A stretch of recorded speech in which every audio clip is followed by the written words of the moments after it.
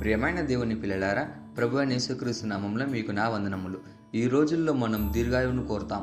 ఆరోగ్యంగా, ఆనందంగా ఎక్కువ కాలం జీవించాలని కోరుకుంటాం. కానీ దీర్ఘాయువు దేవునిచే ఇవ్వబడే ఒక వరం.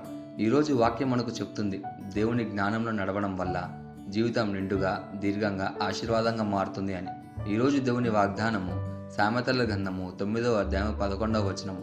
సామెతల గ్రంథము 9వ అధ్యాయం 11వ వచనం వాక్యం ఇలా ఉంది: నా వలన నీకు దీర్ఘాయువును కలుగును, నీవు జీవించు సంవత్సరములు అధికమగును అని. ఈ వాక్యము దేవుని జ్ఞానం మాట్లాడిన మాట. ఈ వాక్యం మనకి ఏం చెప్తుందంటే, మొదటిగా దేవుని జ్ఞానాన్ని, ఆయన మాటల్ని పాటించే వారికి ఆయుష్ పెరుగుతుంది అని. రెండోదిగా, ఆయన మార్గంలో నడిచేవారు ఆరోగ్యంగా, శాంతిగా, ఆశీర్వాదంగా జీవిస్తారు అని. మూడోదిగా, ఇది భౌతికంగా మాత్రమే కాదు, ఆత్మీయంగా కూడా నిత్య జీవానికి దారితీస్తుంది అని. దేవుని వాక్యాన్ని అనుసరించడం అంటే జీవితాన్ని విశ్రాంతిగా, విజయవంతంగా గడపడం అన్నమాట. దీనికి ఒక గొప్ప ఉదాహరణ నోవాహు దేవుని మాటను గౌరవించి అనేక సంవత్సరంలో జీవించినవాడు. నోవాహు నీతిపరుడును, తన తరంలో నిందారహితుడనే ఉండెను.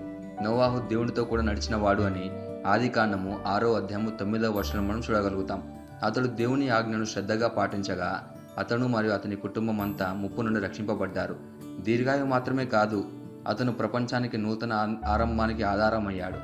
ఈ వాగ్దానాన్ని మన జీవితానికి ఎలా తీసుకోవాలంటే, మొదటిగా దేవుని జ్ఞానాన్ని స్వీకరించాలి, అంటే వాక్యాన్ని అధ్యయనం చేయాలి. రెండోదిగా, ఆయన మార్గాల్లో నడవాలి, అంటే నీతిగా జీవించాలి అని. మూడోదిగా, మన జీవన శైలిలో దేవుని భయం కలిగి జీవించాలి. నాలుగోదిగా, ఆత్మలు ఎదగడానికి, ఆరోగ్యంగా ఉండేందుకు దేవునిపై ఆధారపడాలి. ఈ వాగ్దానాన్ని మనం స్వతంత్రించలాగున మనం ప్రార్థన చేద్దాం. మమ్మల్ని మిక్కిలిగా ప్రేమించిన ప్రియా పరలోకపు తండ్రి, నీకే కృతజ్ఞతాస్తుతులు వందనాలు చెల్లించుకుంటున్నాం ప్రభువా.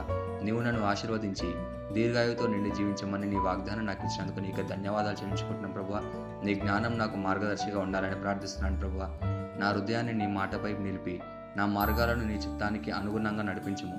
నీతిగా, పవిత్రంగా జీవించి నీ ఆశీర్వాదాన్ని సంపూర్ణంగా అనుభవించేందుకు నాకు సహాయపడమని ప్రార్థిస్తూ యేసుక్రీస్తు నామమున అడుగుచున్నాము తండ్రి. ఆమేన్.